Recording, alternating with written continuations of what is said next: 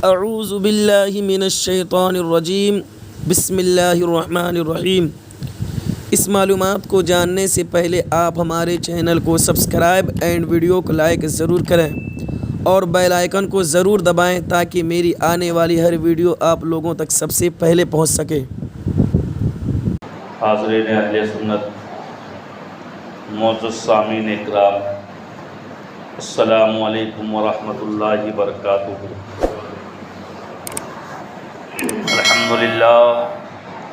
الحمد للہ نحمده ونستعینه ونستغفره ونؤمن به ونتوکل علیہ ونعوذ باللہ من شرور انفسنا ومن سیئات اعمالنا، من يهده الله فلا مضل له ومن يضلله فلا هادي له، ونشهد ان لا اله الا الله وحده لا شريك له، ونشهد ان سيدنا مولانا محمدا عبده ورسوله، اما بعد فاعوذ بالله من الشيطان الرجيم، بسم الله الرحمن الرحيم۔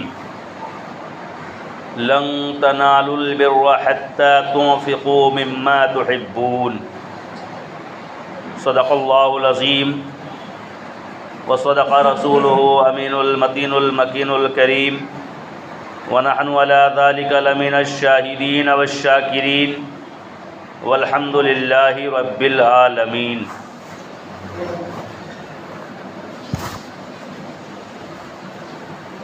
آمنہ کے لال کی پہلے رضا حاصل کرو، آمنہ کے لال کی پہلے رضا حاصل کرو، پھر خدا سے جو بھی چاہو مد دعا حاصل کرو۔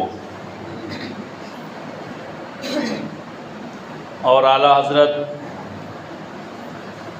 فخر زمین و زمن الشاہ امام محمد رضا خان یوں عرض کرتے ہیں، یا رسول اللہ،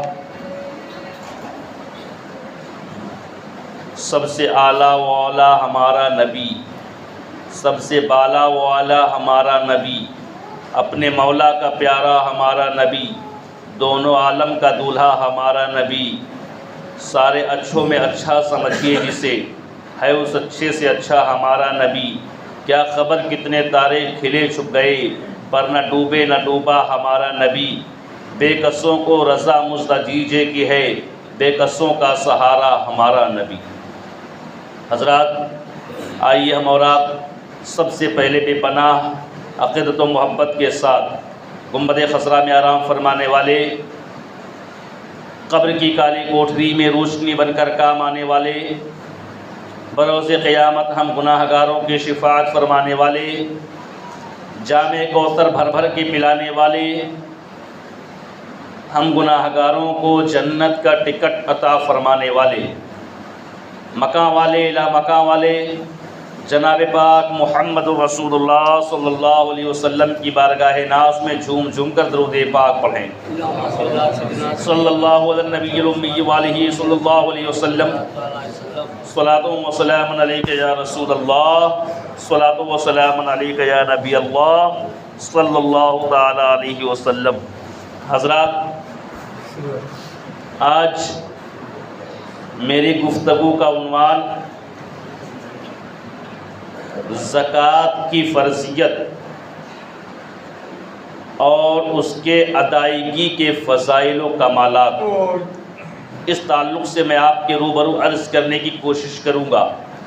اللہ تعالیٰ کی بارگاہ میں دعا ہے، مولا ہم کو حق بولنے، آپ کو حق سننے، حق پر عمل کرنے کی توفیق عطا فرمائے۔ پیارے بھائیوں، اسلام کی 5 بنیادی چیزیں ہیں۔ سب سے پہلا کلمہ طیبہ کا اقرار کرنا، اللہ کی وحدانیت اور محمد رسول اللہ صلی اللہ علیہ وسلم کی رسالت کا اقرار کرنا۔ دوسرا نماز کو قائم کرنا، اور تیسرا زکوٰۃ کا ادا کرنا ہے۔ زکوٰۃ یہ فرائض اسلام کا تیسرا فرض ہے، تیسرا رکن ہے۔ زکوٰۃ یہ صرف ایک حکم نہیں بلکہ مالی عبادت ہے۔ زکوٰۃ کے تعلق سے قرآن کریم کے اندر سینکڑوں آیت کریمہ بیان کی گئی اور اس کے عوض ہزاروں احادیث کے الفاظ زکوٰۃ پر مشتمل ہیں۔ میں ان میں سے چند اقتباسات آپ کے سامنے عرض کرنے کی کوشش کروں گا۔ پیارے بھائیوں، ہمیں اور آپ کو اللہ تعالیٰ نے بے پناہ نعمتوں سے نوازا ہے۔ زمین دیا، آسمان دیا، چاند و سورج، شجر و حجر، لال و گوہر، برگ و ثمر، لیل و نہار، شب و روز، ہر چیز دیے، جسم و جسمانیات، ہاتھ دیے، پاؤں دیے، ناک دیے، کان دیے، آنکھ دیے، زبان دیے، پورا جسم کا وجود عطا فرمایا، کام کرنے کے لیے ہاتھ دیا، چلنے کے لیے پاؤں دیا، دیکھنے کے لیے آنکھ دیا، سننے کے لیے کان دیا، سمجھنے کے لیے دل دیا، اور اپنی بارگاہ میں سر جھکانے کے لیے پیشانی عطا فرمایا۔ بے پناہ نعمت اللہ نے عطا فرمائی۔ صرف اتنا ہی نہیں بلکہ اللہ نے بے پناہ دولت سے بھی مجھے سرفراز فرمایا، ہمیں اور آپ کو۔ کسی کے پاس ضرورت سے زیادہ ہے تو کسی کو ضرورت کے مقدار، تو کسی کو ضرورت سے کم، یہ درجے ہیں۔ یہ اللہ کے فضل کی بات ہے، جس کو اللہ نے جتنا چاہا اتنا عطا فرمایا۔ ہمارے اور آپ کے درمیان میں دیکھ لیجئے، بہت سے لوگ ہیں جو صبح کام کو گئے، شام کو کھائے برابر ہو گئے۔ بہت سے لوگ ہیں کہ اگر وہ ایک مہینہ بھی کام کو نہ جائیں تو ان پہ کوئی فرق پڑنے والا نہیں ہے۔ اور اسی گاؤں کے اندر بہتیرے ایسے ہیں کہ اگر ایک سال بھی وہ کام کو نہ نکلے تو ان کے اور ان کے بچوں کی زندگی پہ کوئی فرق پڑنے والا نہیں ہے۔ اور بہتیرے ایسے ہیں کہ کئی سال تک بیٹھ کے کھا سکتے ہیں۔ اللہ نے اتنی دولت انہیں عطا فرما دی ہے۔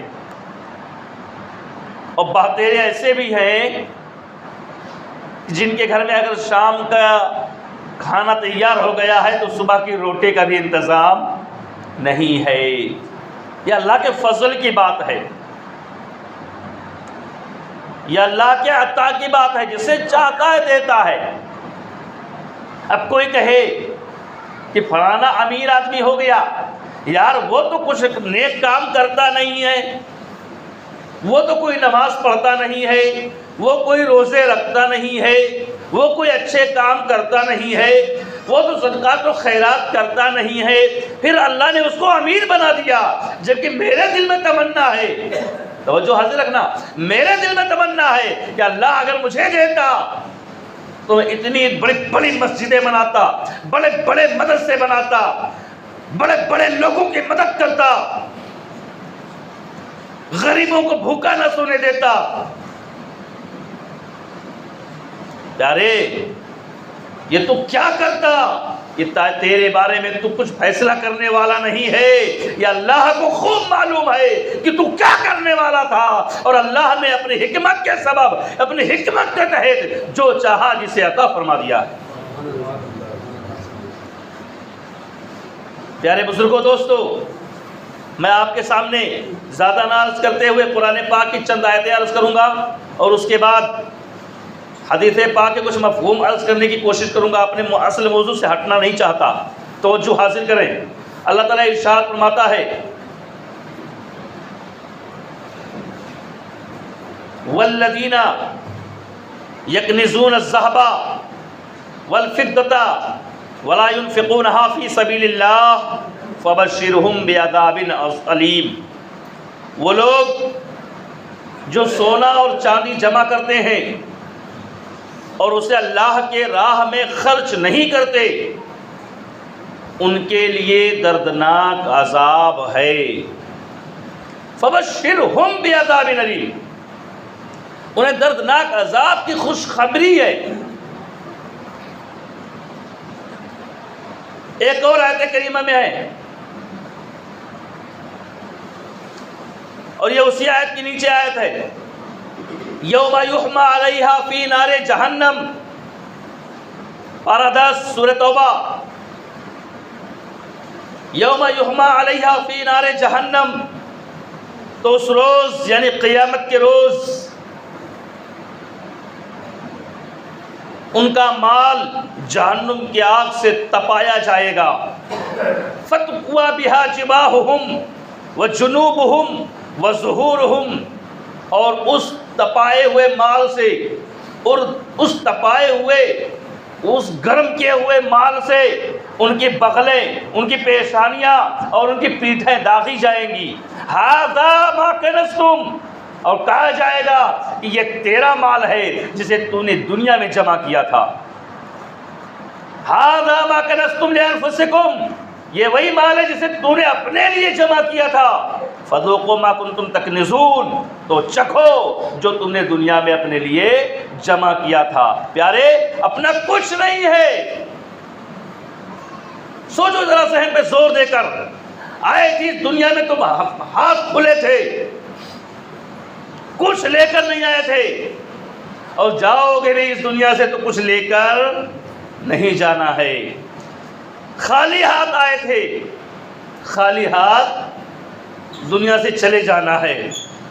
مٹھی بند کر کے آئے تھے، مٹھی کھول کے جانا ہے۔ اس لیے جو دیا ہے اللہ نے، یہ اللہ کا بڑا فضل ہے۔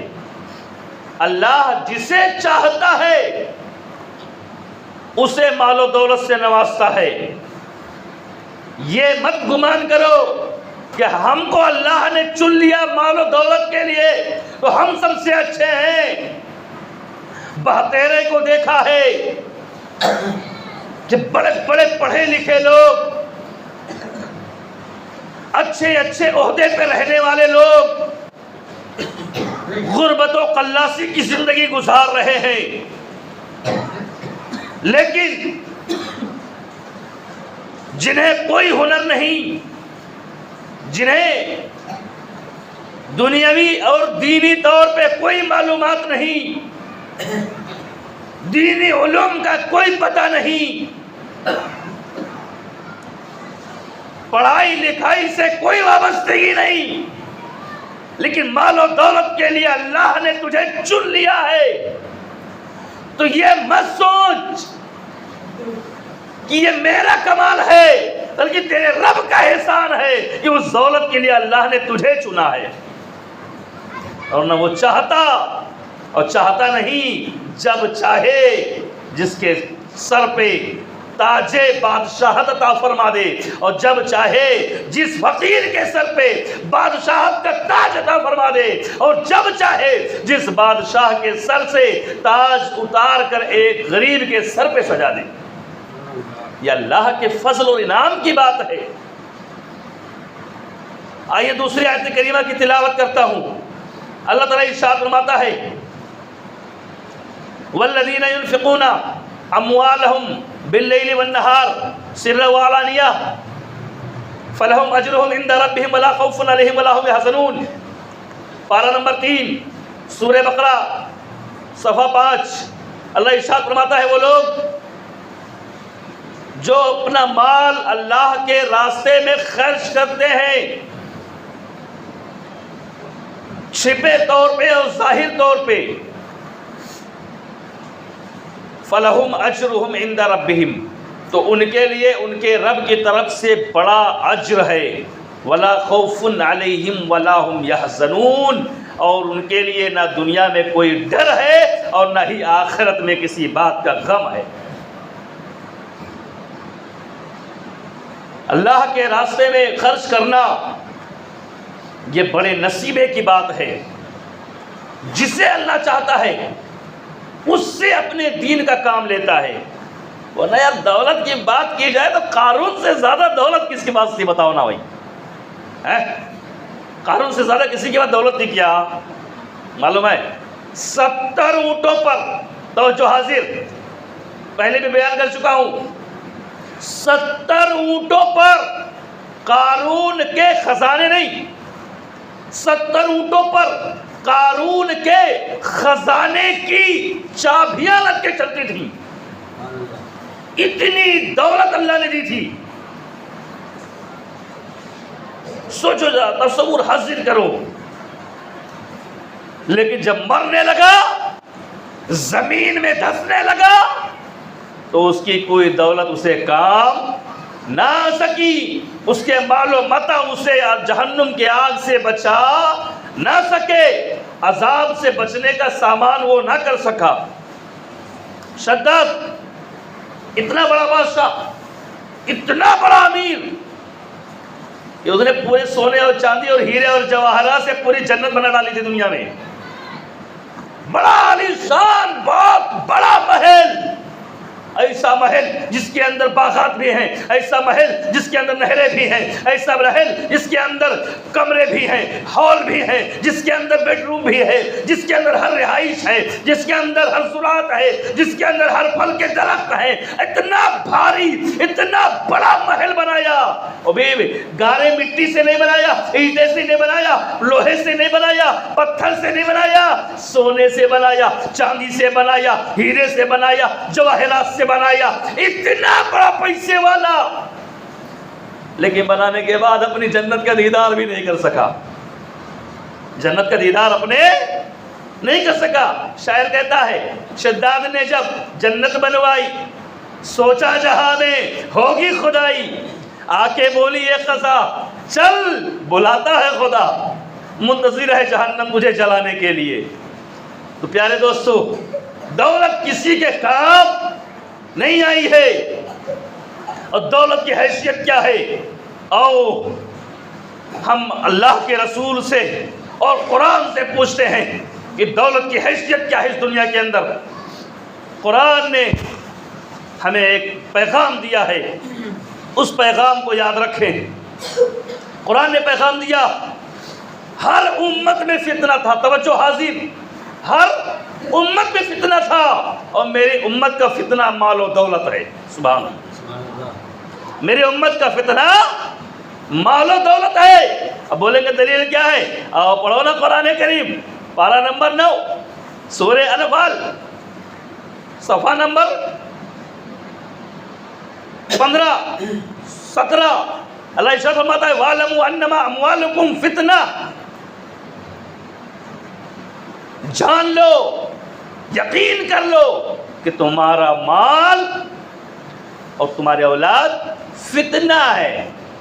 فتنہ ہے. تو دولت کو فتنے سے تعبیر کیا گیا. اللہ کے رسول صلی اللہ علیہ وسلم نے فرمایا، دولت یہ فتنہ ہے، اس سے ضرورت سے زیادہ محبت نہ کرو. جس نے اس سے محبت کی ہے اس کی دنیا بھی تباہ ہو گئی ہے، اس کی آخرت بھی تباہ ہو گئی ہے. بلکہ یہ جو دولت اللہ نے دی ہے، اچھا ایک بات تو جانتے ہیں نا، بالکل یقین ہے، کمپلسری ہے کہ ہم سب کو مرنا ہے. بولو کس کو اس کو مرنا ہے؟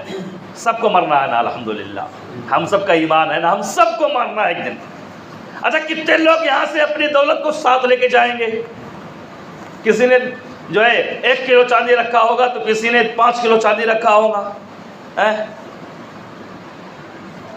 کسی کے بینک میں 10 لاکھ ہوں گے تو کسی کے بینک میں بھی 5 لاکھ ہوں گے، کسی کے بینک میں 50,000 ہوں گے. مانتا ہوں، لیکن کتنے لوگ مانتے ہیں کہ میں مروں گا تو اپنی دولت کو، اپنے سونے کو، اپنے چاندی کو اپنے ساتھ لے کے جاؤں گا؟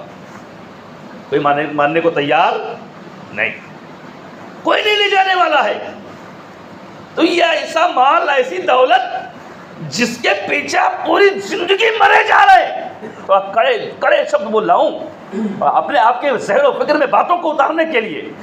جس دولت کے پیچھے ہم اپنی زندگی کو برباد کر دے رہے ہیں، جس دولت کے پیچھے ہم جھوٹ بولنے کو تیار ہیں، جس دولت کے پیچھے ہم چوری کرنے کو بھی تیار ہیں، جس دولت کے پیچھے ہم اپنے بیگانے کو چھوڑنے کو بھی تیار ہیں، جس دولت کے لیے ہم قتل و غارت گری کو بھی راضی ہیں، جس دولت کے لیے ہم اپنوں کو چھوڑنے کو بھی تیار ہیں، جس دولت کے لیے ہم خدا کو بھی بھول بیٹھے ہیں، جس پروردگار نے ہمیں دنیا میں بھیجا ہے ہم اس مالک کو بھی بھول بیٹھے ہیں، یہی دولت جب ہم قبر میں جانے لگیں گے تو ہم کو ٹاٹا بائے بائے کر دے گی۔ وہ لوگ کر دے گی کہ نہیں کر دے گی؟ یہ جائے گی کسی کے ساتھ؟ اس دولت سے کتنی بھی محبت کر لو، کتنی بھی محبت کر لو، رات دن اس کو اپنے سینے سے چمٹا کے رکھو، سینے سے لگا کے رکھو، اتنی محبت کر لو، لیکن پھر بھی یہ ہمارے ساتھ جانے والی نہیں ہے، اور ساتھ جانے والی بھی نہیں ہے، اور خدا کے عذاب سے بچانے والی بھی نہیں ہے۔ تو ایسی دولت سے کیسی محبت یار، جو ہمیں خدا کے عذاب سے نہ بچا سکے۔ ہاں، یہی دولت، یہی مال اگر صدیق اکبر جیسی خرچ کرو گے تو دنیا میں بھی کام آئے گا، آخرت میں بھی کام آئے گا۔ اب میں دعا کرتا ہوں اللہ دولت دے تو فرعون، نمرود، قارون، شداد، حامان ان کے جیسی دولت نہ دے۔ دولت اللہ کسی کو دے تو حضرت ابو بکر صدیق جیسی دولت عطا فرمائے۔ اللہ دولت دے تو حضرت ابو ذر غفاری جیسی دولت عطا فرمائے۔ اللہ دولت دے تو حضرت انس ابن مالک جیسی دولت عطا فرمائے۔ اللہ کسی کو دولت دے تو حضرت عبد الرحمن ابن عوف جیسی دولت عطا فرمائے۔ اللہ دولت دے تو حضرت طلحہ جیسی دولت عطا فرمائے۔ اللہ کسی کو دولت دے تو حضرت ابو دہدہ کے جیسی دولت عطا فرمائے۔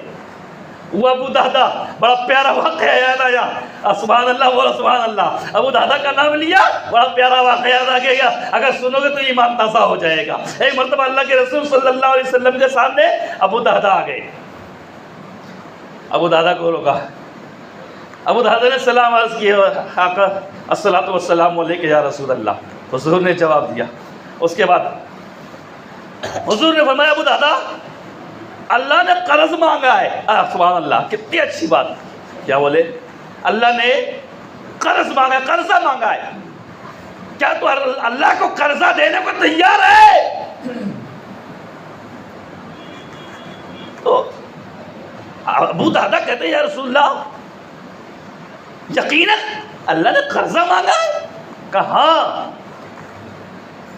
پھر حضور کا دست انور کو ہاتھ میں لیا اور ابو دہدہ آگے آگے چل پڑے، اپنے باغیچے کی طرف چل پڑے، اور باغیچے کے باہر کھڑے ہو گئے۔ وہ ابو دہدہ کا باغیچہ جس میں 600 درخت، ذرا تصور حاضر کرو،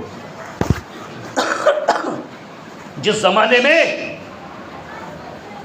انسان کو تن کا کپڑا نصیب نہیں ہوتا تھا، اس زمانے میں ابو دہدہ کے پاس 600 درختوں کا پھلتا پھولتا ہوا کھجوروں کا باغیچہ ابو دہدہ کے پاس تھا۔ حضرت ابو دہدہ نے باغیچے کے باہر کھڑے ہو کر، اندر بھی نہیں گئے، باہر کھڑے ہو کر عرض کیا رسول اللہ سچ میں میرے مولا نے فرمایا قرضہ مانگا ہے؟ ہاں ابو دہدہ اللہ نے قرضہ مانگا ہے۔ اللہ نے فرمایا نا منزل الذی یقرض اللہ قرضا حسنا فیضاعفہ لہ ولہ اجر کریم۔ کوئی حدیث نہیں سنا رہا ہو؟ قرآن پاک پارہ 27 سورہ حدید صفحہ 18 کی آیت کریمہ ہے۔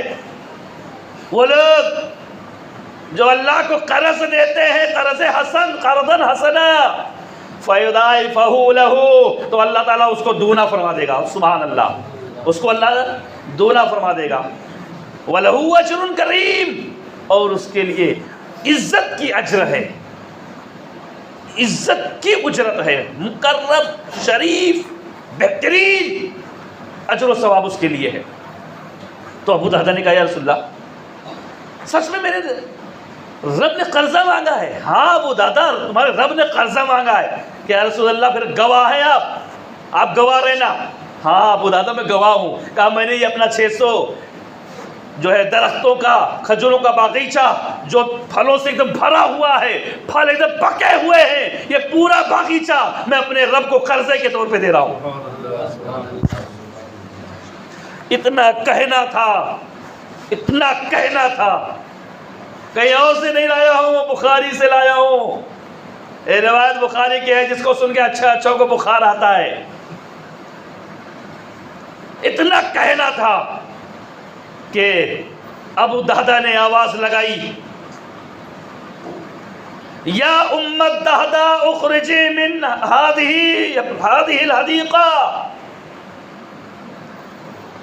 اے دہدا کی ماں نکل باغیچے سے, کہ میں نے اللہ کو اسے قرضہ دے دیا ہے.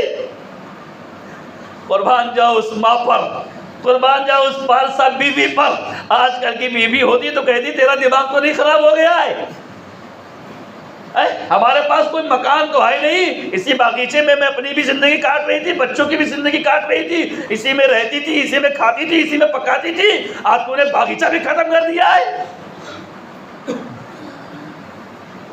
لیکن وہ صحابیہ تھیں جن کے شب و روز اللہ کے رسول صلی اللہ علیہ وسلم کے درس و تدریس میں گزرتے تھے. وہ صحابیہ جنہوں نے سبق لیا تھا تو معلم کائنات سے سبق حاصل کیا تھا, جنہوں نے پڑھا تھا تو الرحمن علم القرآن خلق الانسان علمہ البیان سے پڑھا تھا. ان کی تربیت رسول اللہ کے دامن میں ہوئی تھی. نکلی باغیچے سے, عرض کرتے ہیں فربہا ما بیعک یا ابا دہدا. اے ابو دہدا کے باپ, اے دہدا کے باپ, تو نے کتنا پیارا سودا کر لیا ہے. سبحان اللہ, تو نے کتنا پیارا سودا کر لیا ہے.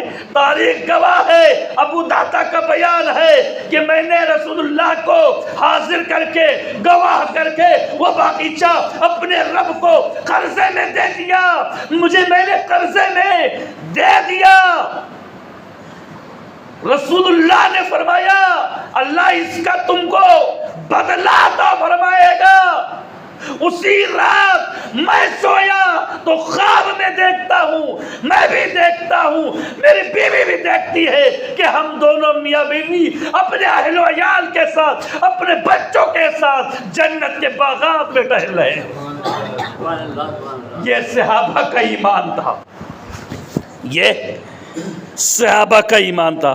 اب بتاؤ بھائی میں کیا عرض کروں, ٹائم تو ختم ہو گیا. ابھی میں نے کوئی مسئلے کی بات, کوئی گفتگو, کچھ فضائل زکوٰۃ کے تعلق سے کچھ میں نے عرض بھی نہیں کیا. چند باتیں ہی عرض کی تھیں اور ٹائم نے اپنا ٹائم پورا کر دیا.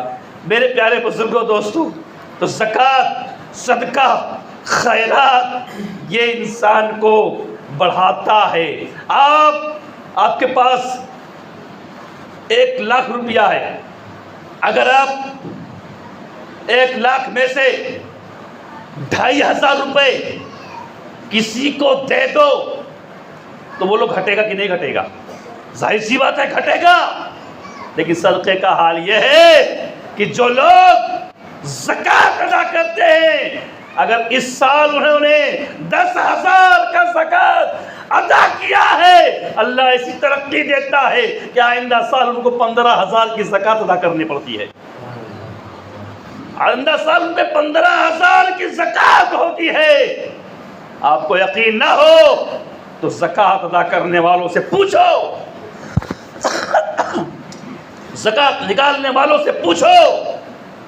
زکوٰۃ کا مال کبھی کم نہیں ہوتا ہے, اور تمہارا اپنا رکھا جمع کیا ہوا مال خراب ہو سکتا ہے, برباد ہو سکتا ہے, زنگ لگ سکتا ہے, کم ہو سکتا ہے, نقصان ہو سکتا ہے, برباد ہو سکتا ہے, ہلاک ہو سکتا ہے. لیکن جس مال سے تو نے زکوٰۃ نکال دی ہے, اللہ سال بھر اس مال کی حفاظت فرماتا ہے. اللہ اس مال کی سال بھر حفاظت فرماتا ہے۔ اور اللہ کے رسول کا ایک قسم سن لو، قسم انشاءاللہ ایمان تازہ ہو جائے گا۔ ٹائم نہیں، بس ایک حدیث سنا کے ختم کر دوں گا اپنی بات۔ ایک جملہ حضور کا قسم کیا ہے آؤ سنتے ہیں۔ اللہ کے رسول نے فرمایا والذی نفسی بیدہ ما نقص مال العبد من صدقۃ، اللہ کے رسول فرماتے ہیں مجھ محمد کے جان کی قسم، مجھے میرے رب کے عزت کی قسم، صدقہ کرنے والے مال کبھی کم نہیں ہوا کرتے ہیں۔ یہ اللہ کے رسول کا دعویٰ ہے، اور صرف دعویٰ نہیں ہے، اس پر اللہ کے رسول کا قسم شامل ہے کہ صدقہ کرنے والے مال، جس مال سے صدقہ ہوتے ہیں، جس مال سے زکوٰۃ نکالے جاتے ہیں، اس مال میں کبھی کمی نہیں آتی، کبھی گراوٹ، کبھی گرانی نہیں آتی۔ اس لیے پیارے صدقات و خیرات کیا کرو۔ انشاءاللہ آنے والے جمعے کو بھی اسی موضوع پہ بھرپور بیان کرنے کی کوشش کروں گا۔ ابھی تو مسئلے کی بات میں نے کچھ عرض ہی نہیں کی، قرآن پاک کے مکمل آیتیں میں پیش بھی نہیں کر سکا، ابھی تو 2-3-4 آیتیں ہی پڑھی تھی۔ انشاءاللہ اگر موقع میسر آئے اس موضوع پہ اگر تقریر کرنے کے لیے 2-3 گھنٹے کا بھی وقت ہو تو کم ہے، پھر مفصل بیان مسئلہ بیان ہو سکتا ہے۔ انشاءاللہ آگے عرض کرنے کی کوشش کروں گا۔ مولا کی بارگاہ میں دعا ہے اللہ تعالی ہم سب کو زکوٰۃ ادا کرنے کی توفیق عطا فرمائے، اور مالداری عطا فرمائے تو اس کے راہ میں خرچ کرنے کی توفیق عطا فرمائے۔ ہمارے بیان کرنے میں اگر غلطیاں ہوں اللہ اپنے حبیب کے صدقے معاف فرمائے۔ استغفر اللہ ربی من کل ذنب واتوب الیہ، وآخر دعوانا ان الحمد للہ رب العالمین۔ کلمہ شریف پڑھ لیں، لا الہ الا اللہ محمد رسول اللہ صلی اللہ علیہ وسلم، سنت ادا فرما لیں۔ السلام علیکم ورحمۃ اللہ وبرکاتہ۔